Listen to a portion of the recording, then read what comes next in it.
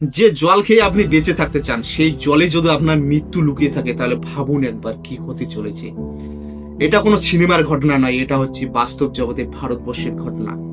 এইরকমই একটি ঘটনা ঘটেছে মধ্যপ্রদেশের ইন্দোর শহরে। পুলিশ টয়লেটের পয়জন জল লিকেজের পাইপে নিষ্কৃত হয়, আর সেই জল খেয়ে ওখানকার 1200-র বেশি লোক অসুস্থ হয়ে পড়ে। 5 বছর অপেক্ষা করার পর যে মায়ের একটি মাত্র শিশু সন্তান জন্ম নেয়, সেও নাকি জল পান করে মৃত্যুবরণ করতে হয় এই ভারতবর্ষের মাটিতে। একবার ভেবে দেখুন সেই মায়ের অবস্থাটা কি হতে পারে। আর এই খবরটি যখন পুলিশকে জিজ্ঞাসা করা হয়, পুলিশ বলে আমাদের কাছে কোনো নোটিশ আসেনি।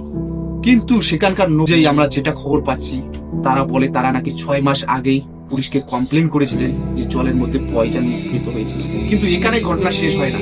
যখন এই কেসটি কোর্টে যায়, কোর্ট থেকে অর্ডার পাস হয় অসুস্থ লোকেদের চিকিৎসা ফ্রিতে দিতে হবে। কিন্তু সেখানকার বিজেপির নেতা কি বলে জানেন? ঘন্টা ফারাক পড়লো আমার, যা যার স্বীকার করেছে। তাহলে ভাবুন আপনি কোন দেশে বাস করছেন। আপনাদের জন্য কমেন্ট বক্স খোলা রইল, আপনারা কমেন্ট করে জানাবেন। আর ভিডিওটি ভালো লাগলে লাইক সাবস্ক্রাইব করবেন। নেক্সট ভিডিওর জন্য দেখা হচ্ছে পরের ভিডিওতে, ততক্ষণের জন্য নমস্কার।